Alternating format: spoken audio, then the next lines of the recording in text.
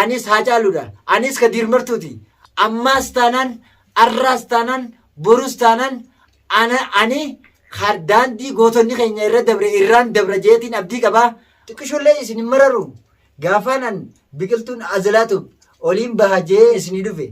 Gaafa kana isin tapha kiyya kana ilaaltanii sheer laayik maal godhuudhaan ammallee hin kunne tapha kiyya daddafaati sheer godhuudhaan laayik godhuudhaan dafaadha bibittinneessa harki isin hin dhukubu.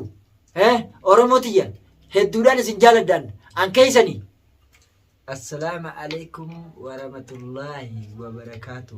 Jirra jirtu hordoftoota azalaatu bakka jirtanitti salaamanni kiyya kan onni irraa buqqe isin qaqqabu jechaa baga rabbiin guyyaa arraan tanaatiin nu ga'e maal fakkaatti jiru.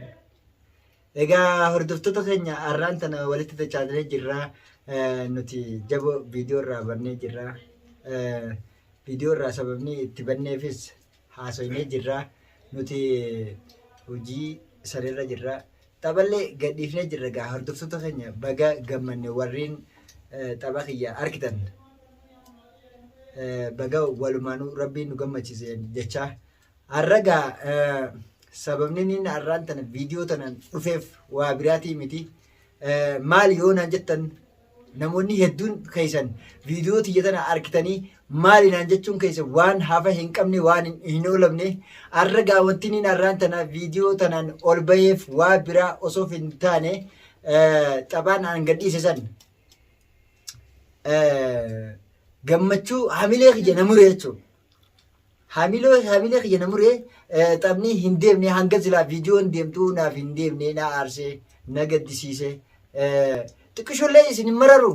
Gaafaanan biqiltuun azalaatu oliin baha jee isinii dhufe. Gaafa kana isin tapha kiyya kana ilaaltanii sheer laayik maal godhuudhaan wal bira gaggeessuu qabdan malee Oromoo tiyya kun isinirraa hin malu. Dhugaan isin hin jaa. Kun nurraa hin malu ani jechuudha. Abdii fuula duraatiif rabbiin itti nu haa ga'u. Abdii fuula duraatiif waan guddoo irraan ga'e jeetiin abdii guddaa qaba. Ammallee taanaan tapha dafee tapha biraatiin tapha oowwaadhaan waan adda addaatiin asiin baha jeetiin abdii qaba. Hordoftoota keenya namoota akkanaa nama akka kiyyaa qacalee kana hoggaan azalaa jee maqaa moggaafadhee isinii dhufe kana laayik sheer godhuudhaan bakka adda addaatti naa facaasuu qabdan jeetii yaada qaba. Garuu an ammoo akkaan hamilee kiyyaan lafaa ka'ee tapha kanallee osoo isin hin mari'atin daddafeetiin ol baasee tapha kana akkaan taphadhu godhe. Garuu isin naaf hedduutu akka nan jajjabeessine jajjabeenya niin dhabee niin gaddee niin aaree homaatii miti ammallee homaatii miti. Hordoftoota keenya Oromoo tiyya qaqqaalii bakka jirtanitti nagayni isinirraa haa jiraatu. Garuu haa ta'uti dhiifama wajjin isin loleetiin jira. Ani Oromoon dhiiga kiyyaa ani lubbuun tiyyatuun ta'u Oromooti.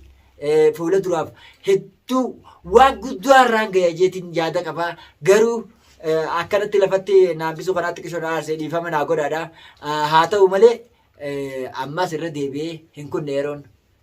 Ammallee hin kunne tapha kiyya daddafaati sheer godhuudhaan laayik godhuudhaan dafaadha bibittinneessa harki isin hin dhukubu. Oromoo tiyya hedduudhaan isin jaaladhaan an keeysanii. Kanaaf dafaatii na guddisaadha. Ammaas taanaan arraas taanaan borus taanaan ani daandii gootonni keenya irraan dabra jeetiin abdii qabaa. Oromoo teenya daandii gootonni keenya irra dabree anis irraan dabra. Anis irraan dabra. Anis Haacaaluudha. Anis Kadir Martuuti. Anis akkasuma lakkooynee waan hin finne maaliif waan hin lakkaa'ee bituu hin dandeenyeef saniifin maqaa tuttuqee waliin ga'uun naaf hin ga'u. Yeroon naaf hin geessu. Ibseellee himuu hin danda'u. Kanaaf ammaan tanatti yeroo tanatti daddaftanii akkana guddiftaniin isin hin ja'a. Ammas dafee yeroo gabaabaa keessatti tapha haaraan akkaan dhufu kanarra na gammachiisaati. Kaan irratti na eeggadhaadhaan isin hin ja'a. Oromoo tiyya qaalii lubbuun tiyya teessanii. Ummanni amantii biraa qabdanis amantii kiristaanaa qabdanis Oromoo tiyya asirratti isin baadadhaa isinin jaaladhaa mataa kiyya gubbaa jirtanii ummanni amantii biraa qabdanis ka kiristaana hin ta'in waaqeffataa warri taatanis isinin jaaladhaa Oromoo tiyya bakka jirtanitti nagaan naa jiraadhaa. Assalaamu alaikum warahmatullahi wabarakatuh. Nagaan naa turaa.